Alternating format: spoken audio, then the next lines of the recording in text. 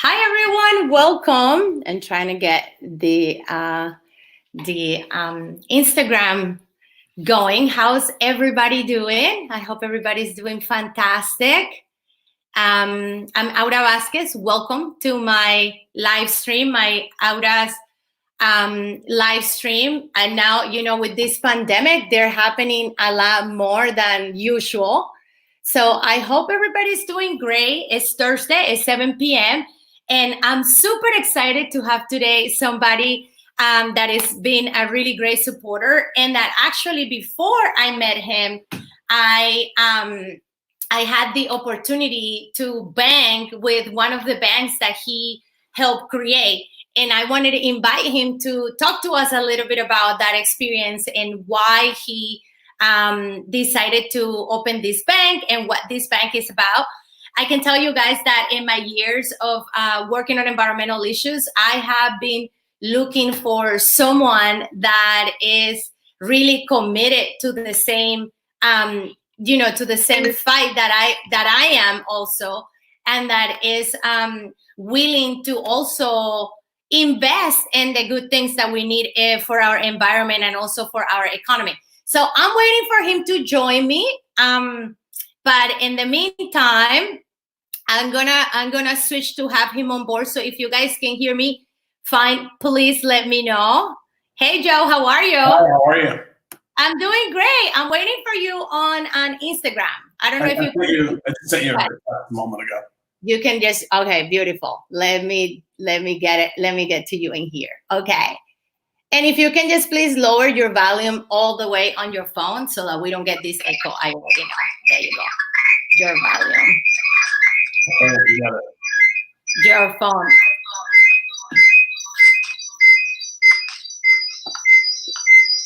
If you guys have any comments or questions, please feel free to. Oh, we're getting the echo. If you guys have any comments or questions, don't forget to bring them in the comments. We get them both here on Facebook and also on Instagram. So guys on Instagram, if you can hear me, please put thumbs up so that I know that you guys can hear me fine. Are you still getting the echo, Joe? No. Okay, perfect then. So welcome. Thank you so much for joining me. Yeah, thanks for having me. So tell us what compelled you to start a bank, and especially a bank that is conscious and that is good for our environment. Yeah. Well, we vote every couple of years, sometimes more often, but every single day, we as consumers spend $36 billion in the economy. That's $36 billion every day that we could be directing towards businesses that are doing better for people and planet. So I thought, what if we could deliver people the banking accounts that they have to have anyways in a way that allows you to have a positive impact on the world? We're facing so many terrible crises. Obviously, the climate crisis is, I think, the biggest one. Mm-hmm. The COVID-19 pandemic is just a preview of what could come from the climate crisis. The part of climate change that I think should terrify us all the most is that as the permafrost in Antarctica and Arctic melt, they could be releasing viruses and bacteria into the universe that have been frozen for thousands, in some cases, millions of years. That's true. And that's a crisis that could make the COVID-19 pandemic look small. And so I hope that this is a time when we realize we don't have the luxury of waiting on taking climate action. And that means we have to do everything. That includes voting for candidates who are going to push a new Green Deal. But it also means ensuring that our money is aligned with our values. So a question I always pose to friends and to our customers of Aspiration is, do you know what your money is doing while you're sleeping? Right. And the reality is, if your money is at one of the big banks, your money, while you're asleep, is being used to fund fossil fuel projects. And so what if we can deliver you banking accounts that you have to have anyways in a way that doesn't use your money to ruin the earth, and in fact gives you lots of opportunities to use your money for good? So part of the cool features that Aspiration has built includes a program called Plant Your Change, where every time you use your Aspiration debit card to make a purchase, we plant a tree. And so as you're thinking about which card you're going to pull out of your wallet to buy your groceries, why don't you choose the card that's going to plant a tree to reforest the planet? We also have something called the Aspiration Impact Measurement that shows you how every place where you spend your money treats their workers and the environment. And so again, these are ways that we can show you your banking account is more than just where you receive your payroll or what you use to buy your groceries. It's what you can use every single day to create a positive impact on the world. Absolutely. And that's why, for me, it was important to do a research. And again, I didn't know much about Aspiration before I started looking for a better bank. So for me, something that was important was to make sure that we were investing on good things and not on fossil fuel. And it personally, for me, I learned more about this when I went to Standing Rock and I participated there. I went a couple of times. We were in sacred indigenous land where there was a pipeline that was bringing crude from tar sands in Canada, and where later, you know, our current president approved this pipeline, and we couldn't stop this like tragedy, even though we were occupying land. We were out there and in the front lines. And I think something that a takeaway for me after that was that we needed better banks. We learned so much about Wells Fargo, for example, being a terrible bank for the environment. Then later Chase being a terrible bank for the environment. And in the process of divesting from fossil fuel, I learned about Aspiration. So can you, and I was very excited. And I was one of those people that went to my bank and did an action and said, I'm not banking with you anymore because you invest on pipelines that pollute other communities of color, other indigenous people that also invest on fossil fuel, and that's a thing of the past. So tell us a little bit about the mission of Aspiration and why is this the better bank for the environment? Well, Aspiration's mission is to be your personal concierge to match your values and your money. Every day, you have a ton of power in the choices you make with where you spend your money and where you choose to bank. But most of us aren't using that power to create positive change. And the reason is the tools aren't at our fingertips easily. If you want better banks, it starts with making different choices, all of us together as consumers. The banks are just responding to our demand. And if we decide that we're not going to allow our money to be housed at places that fund fossil fuel projects, first of all, then we can create different choices for ourselves like Aspiration, where if you deposit your money with Aspiration, your money is never, ever lent to fossil fuel companies. That's one of the mission statements of Aspiration, and it's a contractual guarantee the company makes. Your money will never touch fossil fuel. Not the case if your money is deposited at other big banks. And then the second thing is, can you actively use your money every day for good? And that's where Aspiration's feature called Plant Your Change is so powerful. Imagine knowing every time you're using your card to buy something, you're causing a tree to be planted. And the more of us that choose to vote with our wallet by switching our banking to places like Aspiration, the sooner that the whole banking system is going to change. My vision one day is that all banks will be like Aspiration. Yeah. You know, there'll be so much demand for it, people won't think to do it any other way. And there's plenty of market share to go around. You know, my vision isn't that Aspiration is going to destroy banking. It's that it's going to reform banking and turn it into something that has a conscience. Absolutely. And one of the things that I hear, or that I get your, you know, newsletters and such, and like in the recent days, you guys are investing in things like, you know, planting more trees in the Amazons, and doing that kind of work that traditionally a bank doesn't do. We see banks investing in socially responsible things, but not often going the extra mile to do it. So would you just tell us a little bit more about what are some of those things? And like what I'm fascinated is that I can invest in certain projects when I bank with you guys, and there is some sort of tip system and rewards back. Like, now that I have you here, please tell me how awesome my bank is. Well, I think one of the neatest parts of Aspiration is that the more you spend on your Aspiration card, the more trees get planted in the world. And we've actually created a healthy, fun competition across the millions of users of Aspiration to reward Aspiration community members for planting more trees. So there's different rewards levels you can attain as you plant more trees. And the science is clear. One of the best things we can do to fight climate change is plant more trees. And Aspiration makes it easy so that every time you pull your card out of your wallet and make a purchase on Aspiration, you're causing trees to be planted. Another feature we have is called Planet Protection, where when you buy gasoline on your Aspiration card, Aspiration buys carbon credits to make your gasoline purchase carbon neutral. The whole objective is to give you the banking you have to have anyways in a way that makes it easy to do good for people and planet. And then, as you mentioned, the tip program we have is something called Pay What's Fair, where customers are able to choose the fee they want to pay. So there are no mandatory account fees. Rather, we at Aspiration ask you to choose to pay if you think we've done a good job for you. And if you don't think we've done a good job, we wouldn't expect you to pay. And the vast majority of people voluntarily choose to pay because they think Aspiration's done a good job for them.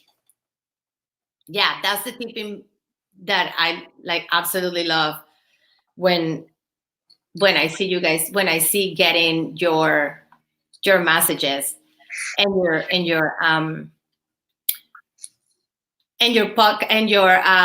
newsletters and such.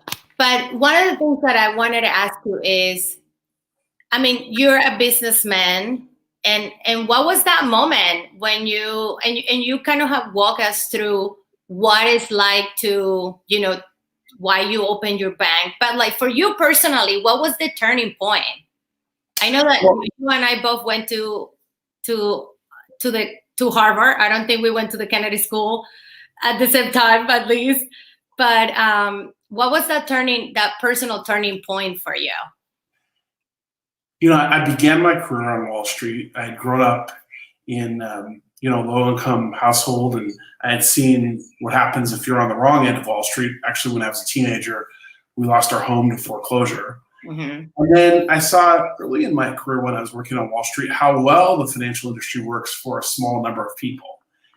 And I thought, what if we use the financial industry to work for everyone and do so in a way that helps our planet and honors people instead of creates problems? And I think ultimately the entrepreneurial spirit is if you see something broken, you got to go and roll up your sleeves and fix it. And that's what inspired me. I wanted to fix this problem, create a different kind of financial company that helps people. And I challenged myself to just, you got to build it if you want it. Clearly. And, as someone that started her career, let me know if you can hear me, because I'm hearing still a really crazy echo on Instagram. So I'm going to do myself. Okay. But one of the things that that was challenging, and at least for me, is like understanding this idea of the money and politics, and how in the United States, and I think everywhere in the world, the fossil fuel has such a huge influence in our political process, and how they are every day paying millions of dollars to career politicians and just any other politicians to get their foot in the door so that they continue polluting our planet. And right now, I'm really alarmed, for example, with COVID-19, to see that plastic pollution has increased because we were told not to bring our reusable bags to the store because maybe the virus comes home there, or maybe the virus is in my mask, or maybe the virus is somewhere, So, and this is an incredible threat to our oceans and to our food supply, because a lot of that ends up in a lot of plastic in the water supply in the ocean, and really threatens the marine life and the livelihood of a lot of people that depend on fishing and depend on food that comes from the ocean and other things.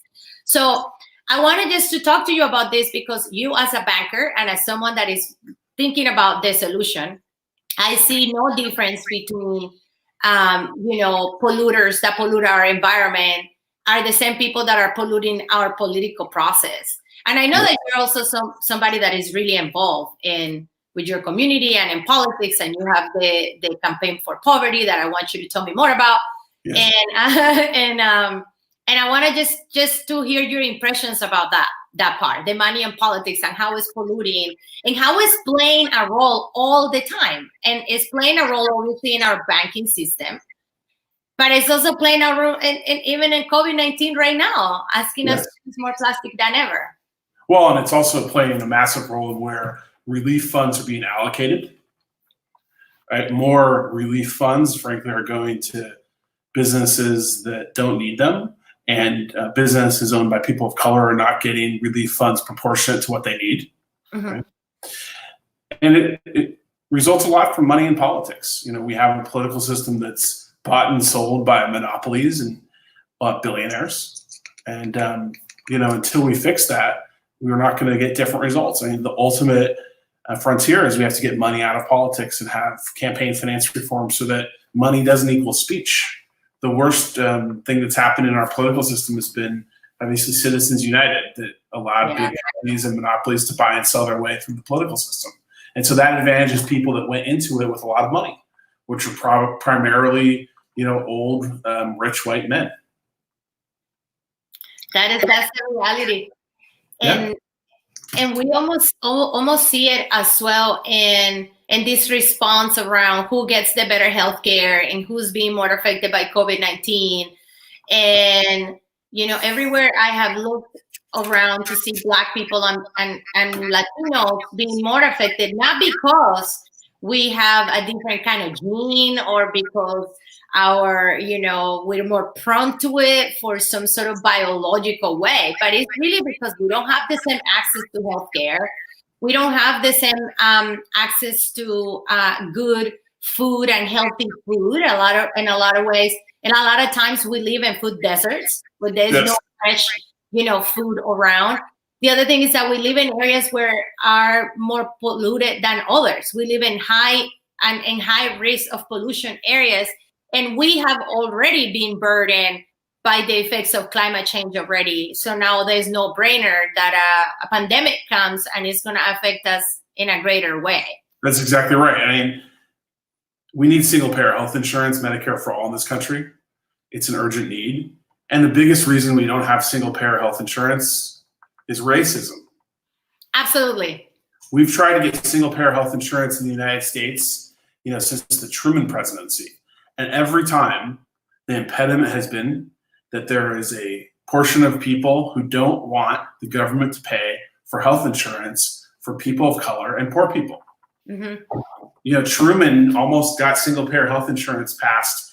And the thing that stopped him was the racist Southern Dixie Democrats who didn't want to integrate the hospitals in the South. Right? Mm-hmm. And then on the other hand, the biggest losers from our current health insurance system are people of color and poor people. Right. And so now we have a pandemic, and who's getting hurt the most?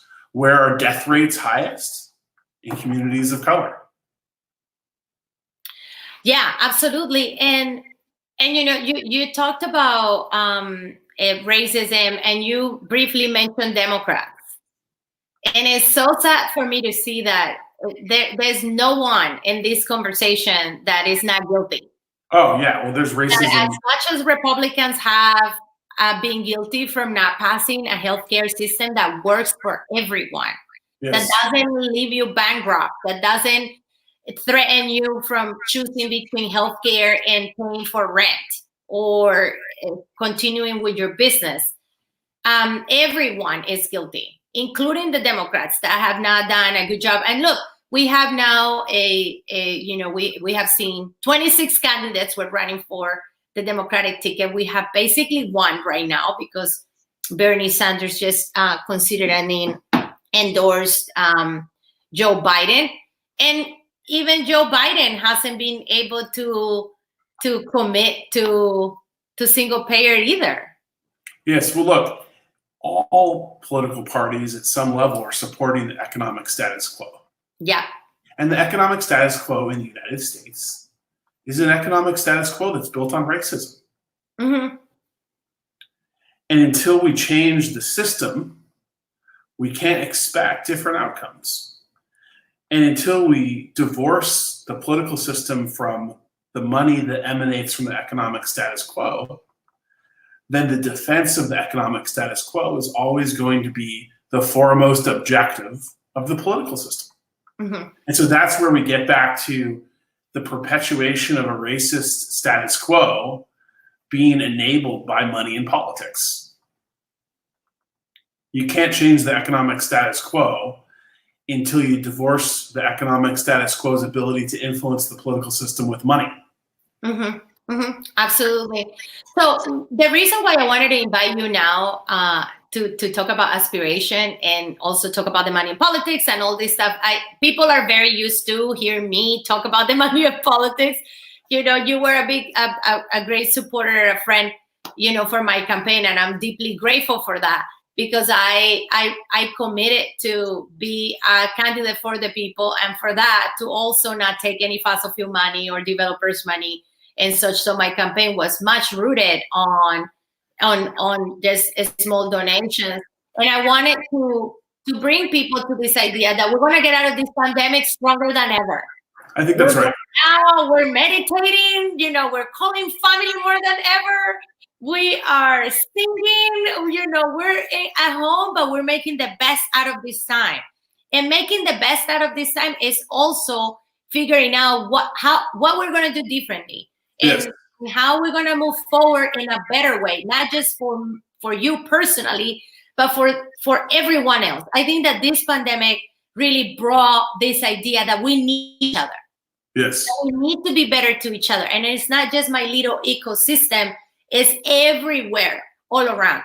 So I wanted everybody to hear you and to learn about aspiration, because when we get out of here, guys, we need to do better banking. Yes.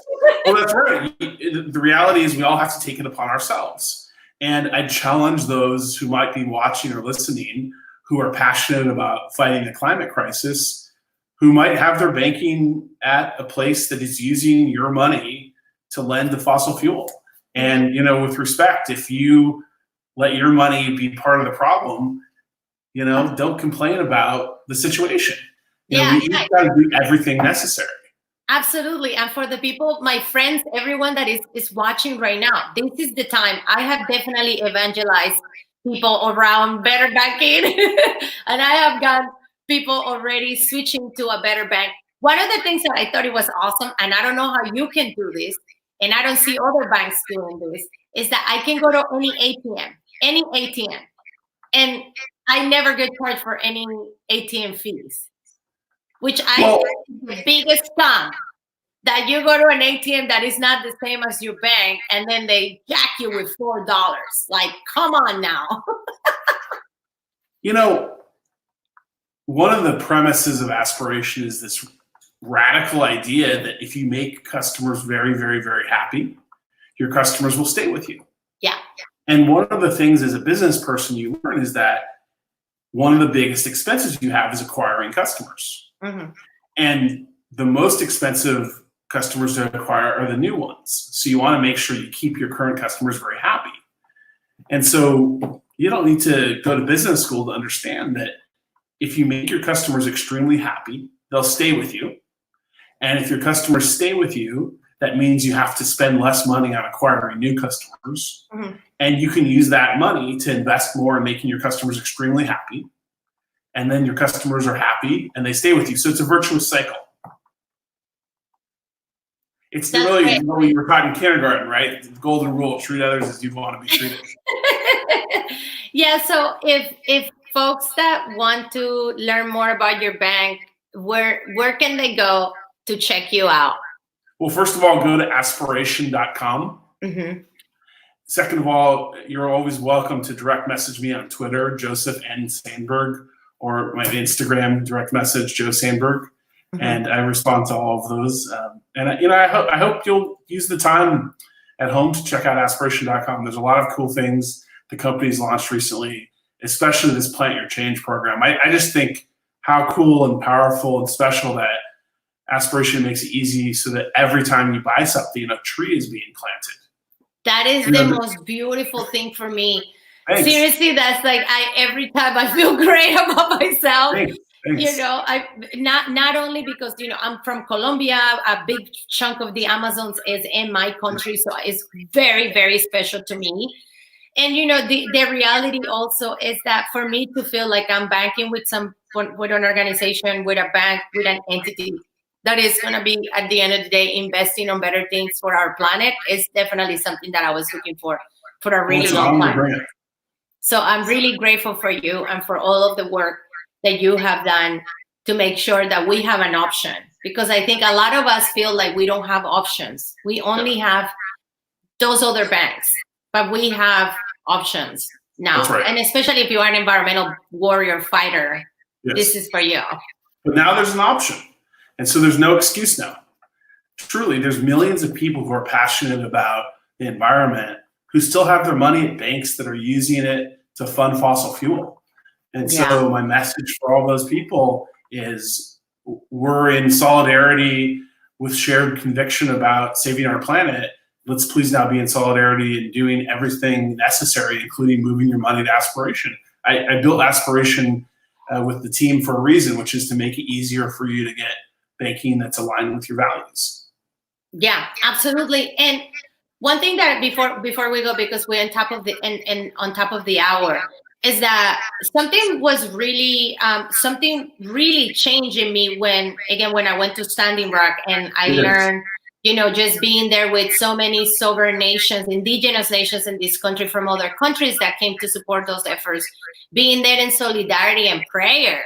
And, you know, really standing for something so real. You know, it was the pipeline being built, and it was the government, and it was banking, and you know, being in sovereign land. And, you know, out of all that work, even something in California and in LA was born, which was to try to get the investments that our government does, you know, our city councils and city hall and you know, the city of Los Angeles, to divest from Wells Fargo and to create a public bank.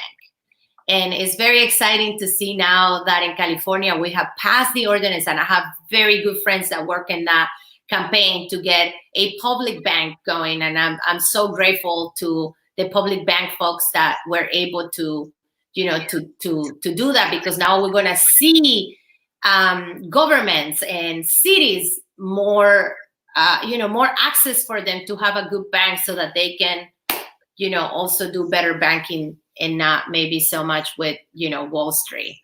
Yes. And well, so this just reminded me of something else about the better banking. Your bank only does personal banking. Correct.